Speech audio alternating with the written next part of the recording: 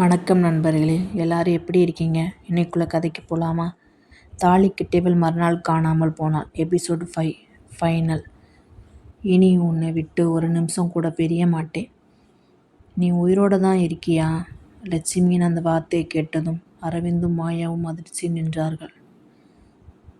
கதவின் முன் நின்றிருந்த ராகவன் மெதுவாக வீட்டுக்குள் வந்தான். அவனுடைய முகத்தில் கோபம் இல்லை, பல வருடங்களாக சுமந்த வேதனை மட்டும் இருந்தது. லட்சுமி, நான் யாரையும் அழிக்க வரல. பல வருடங்களுக்கு முன்னாடி நடந்த ஒரு உண்மையை சொல்லத்தான் வந்திருக்கேன். லட்சுமியின் கண்களில் கண்ணீர். ராகவன், அப்போ நடந்ததை நாங்கள் மறக்கத்தான் நினைச்சோம். ஆனால் உண்மை மறக்காது லட்சுமி. அரவிந்த் குழப்பமாக பார்த்தான். என்ன உண்மை? ராகவன் மாயாவை பார்த்தான். உன் அப்பா இறந்ததுக்கு காரணம் உன் அம்மாவோ என் கையோ இல்லை. மாயா அதிர்ச்சியுடன் கேட்டாள். அப்போ யார்? ராகவன் மெதுவாக சொன்னான். அந்த நாளில் உன் அப்பாவுக்கும் அரவிந்தின் அப்பாவுக்கும் பெரிய பிரச்சனை நடந்தது. காரணம் ஒரு சொத்து பிரச்சனை. ஆனால் கடைசியில் இருவரும் அந்த பிரச்சனையை விட்டுட்டு குடும்பங்களை காப்பாற்ற முடிவு பண்ணாங்க. அரவிந்த் அமைதியாக கேட்டுக்கொண்டிருந்தான். அப்போ என் அப்பா எப்படி இறந்தார்? ராகவன் கண்களை தாழ்த்தினான். அது ஒரு விபத்து. உன் அப்பாவை காப்பாற்ற முயற்சி செய்த போதுதான் அவர் இறந்தார். அந்த விபத்துக்கு பிறகு உன் அப்பாவும் அரவிந்தின் அப்பாவும் சேர்ந்து ஒரு முடிவு எடுத்திருந்தாங்க.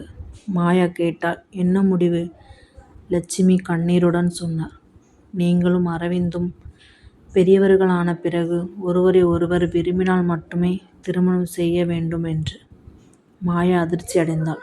அப்படின்னா என் கல்யாணம் ஒரு பழைய வாக்குக்காக மட்டும் இல்லை. இல்லை மாயா. லட்சுமி அவளுடைய கையை பிடித்தார். நீ அரவிந்தை உண்மையாக நேசிக்கிறாய் என்று தெரிந்த பிறகுதான் அந்த திருமணத்தை நான் ஏற்றுக்கொண்டேன். மாயாவின் கண்களில் கண்ணீர் பெருகியது. அவள் அரவிந்தை பார்த்தாள். அரவிந்த், நான் உங்களை விட்டு போனதுக்கு காரணம் உங்களை வெறுத்ததல்ல. அரவிந்த் மெதுவாக அவளிடம் வந்தான். எனக்கு இப்போ புரியுது. உங்களுக்கு ஏதாவது ஆபத்து வந்துடுமோன்னு பயந்தேன். அதனால தான் நான் உங்களை விட்டு ஓடினேன். அரவிந்த் அவளுடைய கையை இறுக்கமாக பிடித்தான். ஆனால் நீ போன அந்த ஒரு நாள் நான் எப்படி இருந்தேன்னு உனக்கு தெரியுமா? மாயா அழுதாள். மன்னிச்சிடுங்க. நான் உன்னை தேடி அலைந்தேன். நீ கிடைக்கலன்னு தெரிஞ்சதும் என் வாழ்க்கையே முடிஞ்ச மாதிரி இருந்தது. மாயா அவன் மார்பில் சாய்ந்து அழுதாள். இனிமேல் நான் எங்கும் போக மாட்டேன். அரவிந்த் அவளுடைய கண்ணீரை துடைத்தான். ஒரு விஷயம் மட்டும் சொல்லு. என்ன? என்னை உண்மையாக காதலிக்கிறாயா? மாயா கண்ணீருக்குள் சிரித்தாள். உங்களை காதலிக்காமல் இருந்திருந்தா இவ்வளவு தூரம் உங்களை காப்பாற்ற நான் போயிருக்க மாட்டேன். அரவிந்த் அவளை அணைத்து கொண்டான். அப்போ இனிமேல் என்ன நடந்தாலும் என்னோட சேர்ந்து எதிர்கொள். மாயா அவனை இறுக்கமாக அணைத்தாள். சரி. அந்த காட்சியை பார்த்த லட்சுமியின் கண்களில் சந்தோஷ கண்ணீர். இவங்க இருவரும் சந்தோஷமாக இருந்தாலே போதும். ராகவன் சிரித்துக்கொண்டே வெளியே செல்ல திரும்பினான். அரவிந்த் அவனை அழைத்தான். ராகவன், ஒரு நிமிஷம். அவன் திரும்பி பார்த்தான். நீங்கள் இத்தனை வருடம் ஏன் வரல? ராகவன் சிறிது நேரம் அமைதியாக இருந்தான். உன் அப்பாவின் கடைசி ஆசை உங்கள் குடும்பத்துக்கு இனிமேல் எந்த பிரச்சனையும் வரக்கூடாதுன்னு. அதனால தான் நான் தூரமாக இருந்தேன். அவன் மாயாவை பார்த்தான். இப்போ அந்த ஆசை நிறைவேறிடுச்சு. ராகவன் வெளியே சென்றார். அந்த இரவு மாயா வீட்டில் மாடியில் தனியாக நின்று கொண்டிருந்தாள். அரவிந்த் அவளுக்கு பின்னால் வந்து நின்றான். என்ன யோசனை? மாயா திரும்பி பார்த்தாள். நம்ம வாழ்க்கை இவ்வளவு பெரிய பிரச்சனைகளை கடந்து வந்திருக்கு என்று நினைக்கும்போது இனிமேல் நமக்கு எந்த பிரச்சனையும் வரக்கூடாதுன்னு நினைக்கிறேன். அரவிந்த் சிரித்தான். பிரச்சனை வந்தாலும் பரவாயில்லை. ஏன்? நீ என் பக்கத்தில் இருந்தால் எந்த பிரச்சனையும் நான் சந்திப்பேன். மாயா அவனை பார்த்து மெதுவாக சிரித்தாள். நான் இனிமேல் உங்களை விட்டு போக மாட்டேன். அரவிந்த் அவளுடைய தாலியை பார்த்தாள். இந்த தாலி கட்டப்பட்ட நாளிலிருந்து நீ என் மனைவி. மாயாவின் கண்களில் கண்ணீர். ஆனா அரவிந்த் அவளுடைய கையை பிடித்தான். இன்று முதல் நீ என் மனைவி மட்டுமல்ல, என் வாழ்க்கையின் மிக முக்கியமான மனிதர்.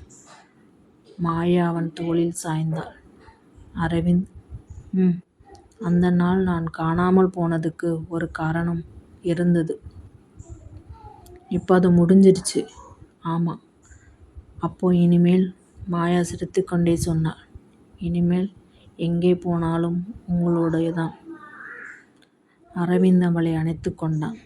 அந்த இரவு பல நாட்களாக அவர்களை பிரிந்த பயமும் கண்ணீரும் முடிந்தது. ஒரு காலத்தில் மறுநாள் காணாமல் போன மனைவியாக இருந்த மாயா இப்போது தனது கணவனின் கையை பிடித்து கொண்டு அவனுடன் தனது வாழ்க்கையை தொடங்கினாள். காதல் சில நேரங்களில் நம்மை சோதிக்கும், சில நேரங்களில் நம்மை பிரிக்கும். ஆனால் உண்மையான காதல் என்றால் எவ்வளோ தூரம் பிரிந்தாலும் மீண்டும் ஒருவரை ஒருவர் தேடி வந்து சேரும். மாயாவும் அரவிந்தும் அப்படிதான். அவளுடைய காதல் அவர்களுடைய பயத்தை வென்றது. அவர்களுடைய நம்பிக்கை அவர்களுடைய கடந்த காலத்தை வென்றது. அவர்கள் இருவரும் ஒன்றாக நடந்து சென்றார்கள். இம்முறை மாயா திரும்பி பார்க்கவே இல்லை. ஏனென்றால் அவளுடைய வாழ்க்கை முழுவதும் அவளுக்காக காத்திருந்தவன் அவளுடன் இருந்தான். தாலி கட்டியவன் மறுநாள் காணாமல் போனான். இதோடு இந்த அத்தியாயம் முடியுது. இந்த கதை உங்களுக்கு பிடிச்சிருந்தா மறக்காமல் கமெண்ட் பண்ணுங்கள், ஷேர் பண்ணுங்கள், சப்ஸ்கிரைப் பண்ணிக்கோங்க. நன்றி, வணக்கம்.